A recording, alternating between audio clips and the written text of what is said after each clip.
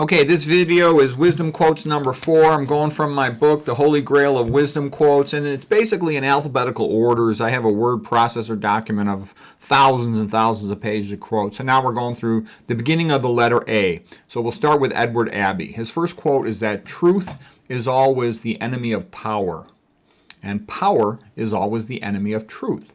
And that kind of reminds me of the Machiavelli quote. Machiavelli had said, truth can justify itself, but lies are justified by force. Okay.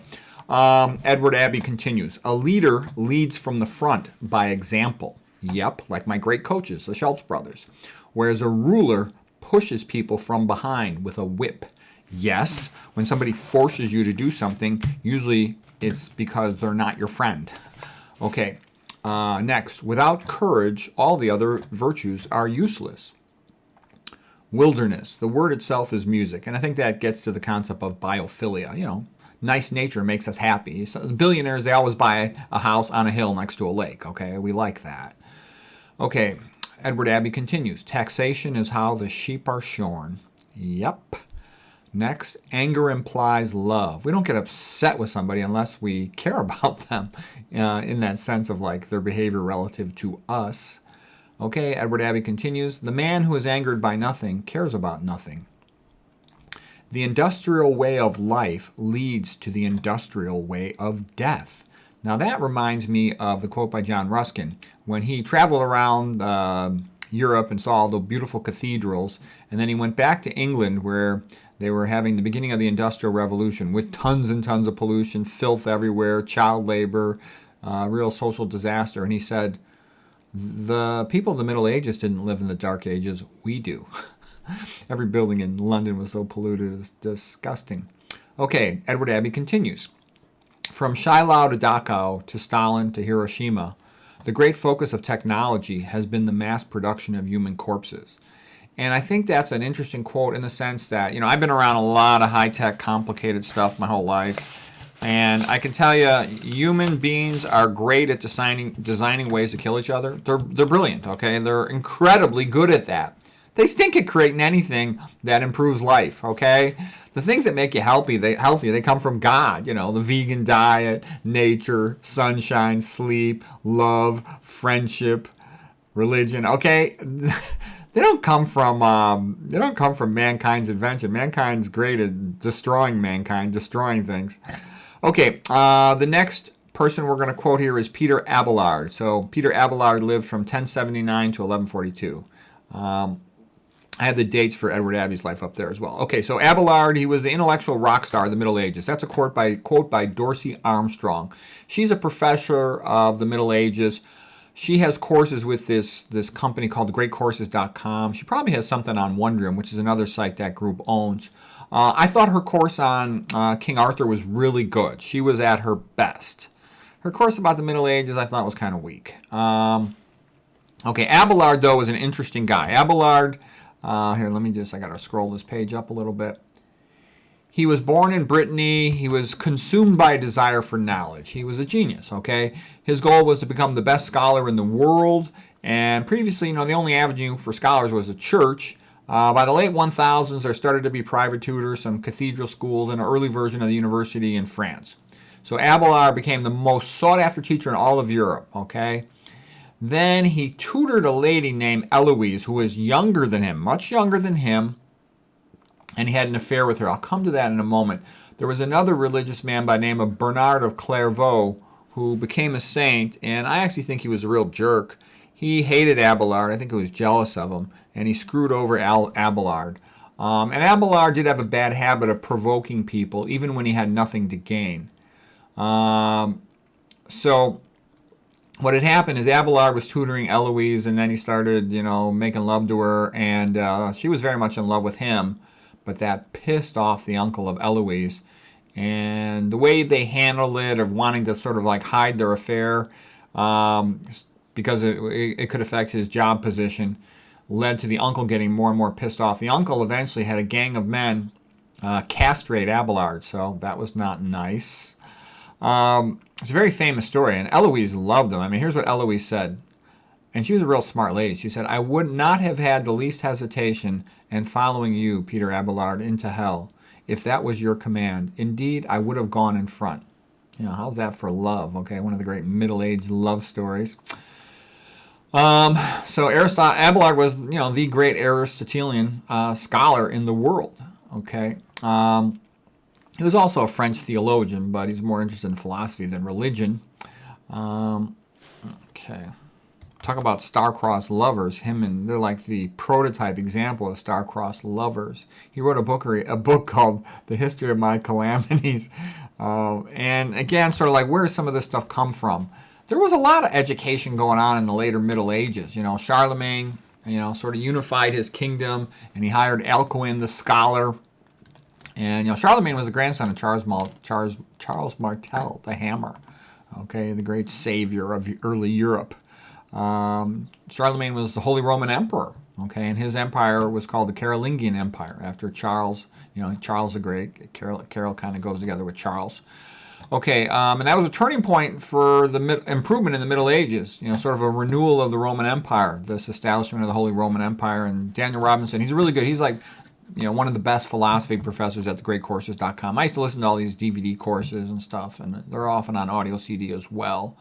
Okay, Charlemagne was the founder of many schools, and Alcuin would run the schools for him. I remember when I went to Montessori, it was called Alcuin Montessori. I got kicked out of Montessori for being too hyperactive. Charlemagne recruited teachers from Ireland and England, and of course the Irish are the ones who saved civilization by copying all the old manuscripts. Charlemagne reinstituted Latin as the main language, united the cross and the crown.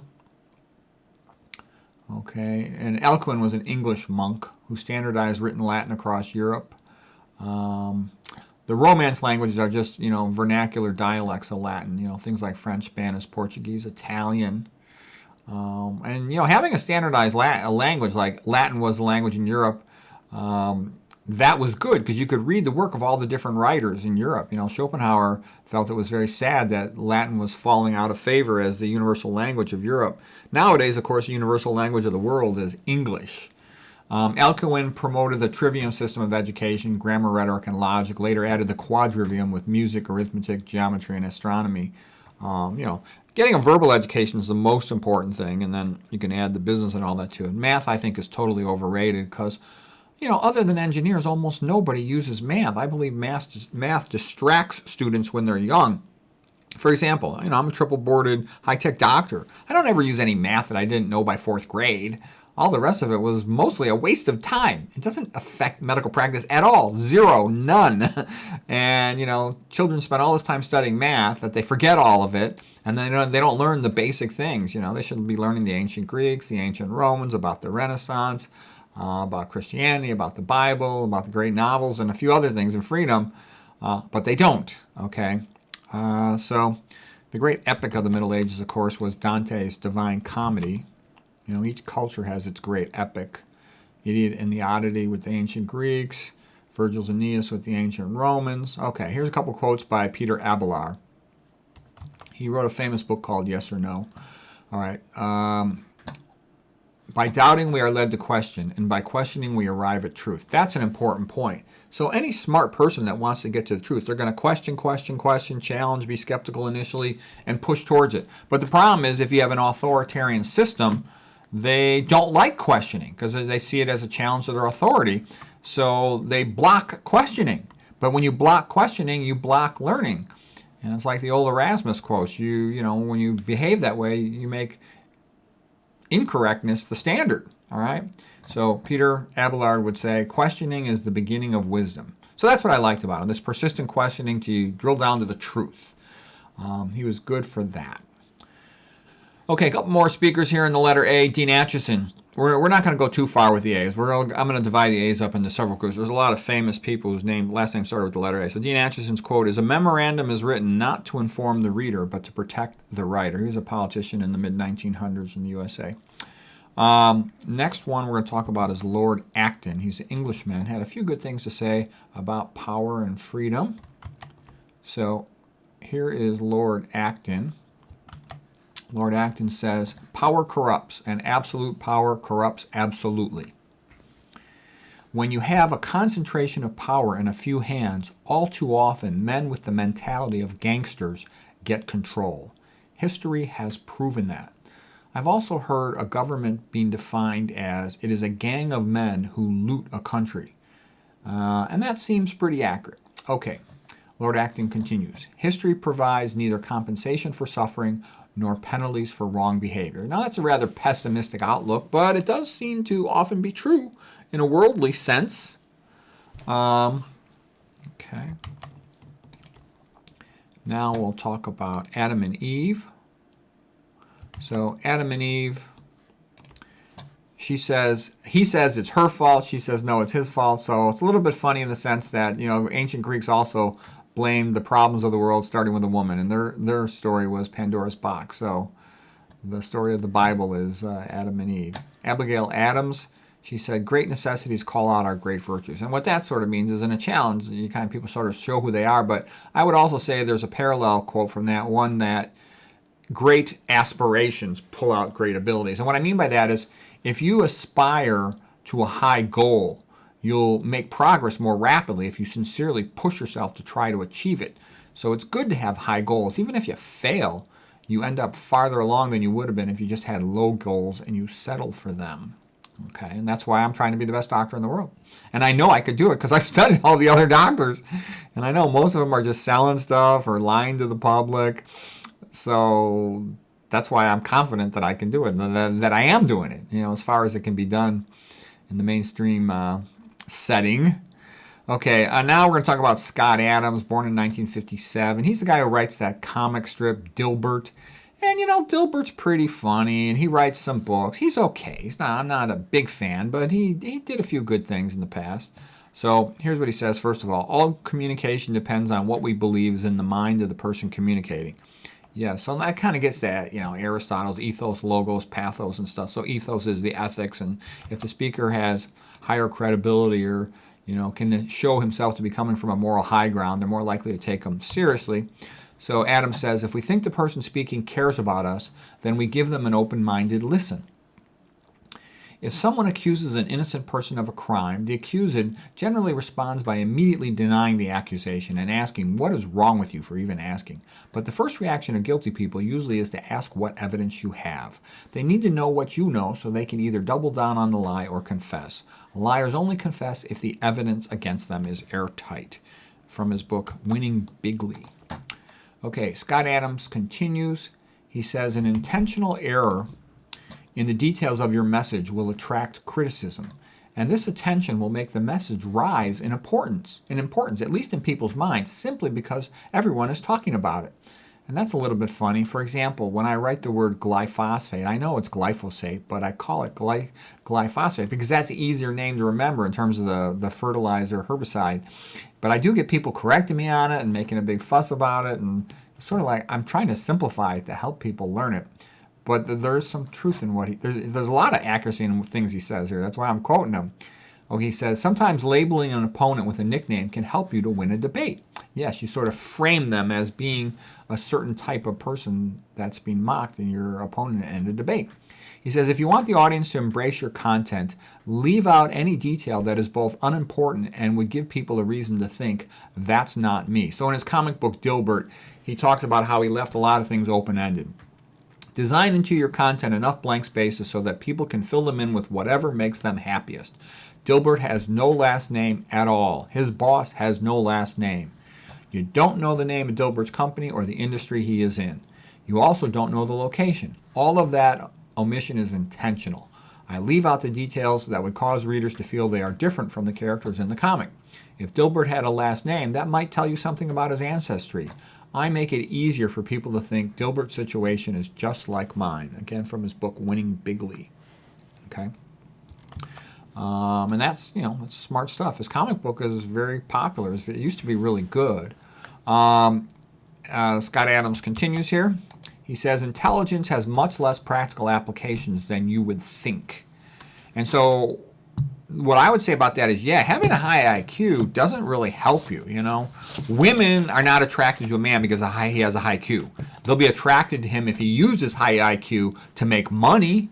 They'll be attracted to him if he uses IQ to do other good things, learns how to dress well, to get himself in good physical shape, how to talk to women, understand their psychology. So he can use his IQ to help himself, but simply just having it doesn't impress them. They can give a rat's tail if he, has these academic achievements. They're not attracted to intelligence. It's just kind of how it is. The main thing women are attracted to is money and height. As soon as a man walks in a room, if he's tall, that's obviously visible. And I think women are physically weak and they're kind of short usually, so they really like the idea of height. They just can't help it. They do. I know tall guys that have 5 girlfriends simultaneously, routinely. The other thing is, like if a woman's pretty, as soon as she walks in a room, that's immediately noticeable, and she could be an absolute moron, as stupid as a chimpanzee, but if she's pretty, she'll have tons of men attracted to her. So that's just sort of how it is. So if a guy is smart, that's what he's got going for him. He has to use that to build other skills. Otherwise, the IQ by itself doesn't mean much. Okay. A lot of IQ guys I know that are really smart, they became sort of absorbed in some esoteric thing like, physics or whatever, and no one else cares. All right. No one discounts contempt when they hear it. Yeah, so you never want to show contempt for something, even if you feel it, because that can engender hatred. If they sense that you hate something that they stand for and you're contemptuous about it, then they know there's no possibility of reconciliation. So they give up on trying that and they go through other means. So it's important not to display that. And it's also important to recognize it in other people. Some people, they just have contempt for you because of who you are or what you are, and there's nothing you could do about it. And then from then on, you certainly avoid them as best you can. Okay, Franklin Adams lived from 1881 to 1960. He said, elections are won by a man or a woman chiefly because most people vote against somebody else rather than for them. Yes, and then here's Henry Brooke Adams, lived from 1838 to 1918. He says, politics is the systematic organization of hatreds. And I think that's a big one. So what I see working for political parties is they try to sort of demonize the opponent, say they're evil or whatever the latest name-calling things are, and that say, oh, we'll protect you from that person who's all these evil name-calling modern things. But usually what they're doing is chumping the people. Okay. Okay, now we're going to talk a little bit. This will be the last guy I cover, the last Adams. I think it's the last one. He was one of the founding fathers. John Adams lived from 1735 to 1826. Now, my favorite of the founding fathers is Thomas Jefferson, because, man, was that guy an interesting guy and a genius. I also really like Ben Franklin. He's quite interesting as well. John Adams, George Washington was a great man, okay, but he was not that interesting intellectually. Adams was a good man, but he wasn't in the same ballpark intellectually as Ben Franklin and Thomas Jefferson. But he had a couple good things to say. So here's John Adams, lived from 1735 to 1826. Liberty cannot be preserved without general knowledge amongst the people. The people must be well educated. The Declaration of Independence laid the cornerstone of human government upon the first precepts of Christianity. Yep, America was founded as a Christian country. That is well known, and that was why it was so good. That's why the American foundation was great, awesome, beautiful, the best in the world. And the French was not. The French Rev in the 1790s was based on atheism, and that's why it stunk and it was brutal and evil. Okay, continuing with John Adams. Our Constitution was made only for a moral and religious people. It is wholly inadequate to the government of any other. Yep. Without religious morality and values, society falls apart, as it is doing now. He continues, we recognize no sovereign but God, and no king but Jesus. Okay, now you understand why rulers tend to hate Christians? Because the Christians say, hey, there's somebody above you, Mr. Ruler, and it's God, Jesus Christo, okay? He continues, the destiny of America is to carry the gospel of Jesus Christ to all men everywhere. Okay? That's not separation of church and state. This guy's the former president. The mission of the United States is to carry the gospel of Jesus Christ to all men everywhere. Okay? That's the founding father of the United States, one of them. Okay, and I can tell you, Jefferson was a Bible fanatic, okay? People try to say Jefferson wasn't religious. You haven't studied his life, okay? He was a religious fanatic by modern standards. Okay, John Adams continues, I have examined all the religions, and the result of that is to realize that the Bible is the best book in the world. Okay? John Adams continues, 1 useless man is a shame, 2 is a law firm, and 3 is Congress. When the legislature is corrupted, the people are undone. Also, him and John Adams, I think they died like on the same week or the same day or something, like around the 4th of July, 1826, something like that. And so he and John Adams and Thomas Jefferson had been estranged from each other for years because they sort of went down different political paths. Okay, Thomas Jefferson had a little more affiliation for people he liked from France, and John Adams had a little more affiliation for people he liked from England, and Jefferson saw Adams as a little bit of a monarchist, federalist type. So anyways, finally they reconciled, and Adams' letter said, "You and I ought to not die before we've explained ourselves to each other." Okay, Adams continues, "Democracy never lasts long. By the way, democracy's stupid. America's not a democracy. That's what they try to trick all the stupid people into believing. It was founded as a republic. You want that word republic because that comes back from ancient Rome, a government that lasted like 500 years, okay? Democracy always deteriorates. People who study politics know that. You can go all the way back to the day of Plato and Plato's Republic. They know that the word democracy is a joke, okay? It doesn't really work. The idea of republic works. Okay, so John Adams continues, "When economic power becomes concentrated in a few hands, then political power flows to those with the money, and it flows away from the citizens. And ultimately, this will result in oligarchy or tyranny." Yep, not good. John Adams continues, "Facts are stubborn things. Children should be instructed in the principles of freedom. Liberty once lost is lost forever. Those who trade liberty for security will have neither. There are two ways to conquer and enslave a country. One is by the sword, and two is by debt." I wonder if that has something to do with the inflation we've been encountering lately. Adams continues, "Always stand on principle, even if you stand alone." Very good. It's very much like the St. Augustine quote. Wrong is wrong, even if everyone is doing it. Right is right, even if no one is doing it. And that kind of goes back also to the strength of religion, why rulers hate Christians. Because a Christian is much more likely to say, "This is what I believe Jesus Christ would want me to do, so I'm going to do it. And I don't care what anyone else says, including the ruler." That creates free people, okay? Versus the ruler's always right and the ruler's a god, like the Roman emperor or Stalin or something. That creates a return to slavery. Oh, I got one last Adams here. I was just briefly. Sarah Flower Adams. This is simply, she wrote the lyrics to "Nearer My God to Thee." That's a great song. The greatest versions of "Nearer My God to Thee," I would say the greatest opera singer would be John McCormick. His version of "Nearer My God to Thee" is beautiful. Also, Sam Cooke and the Soul Stirrers have a great version of "Nearer My God to Thee," and it's sort of a real fun gospel song. Okay, we're going to call it there for this wisdom quotes beginning of the letter A. Hope that was interesting for you.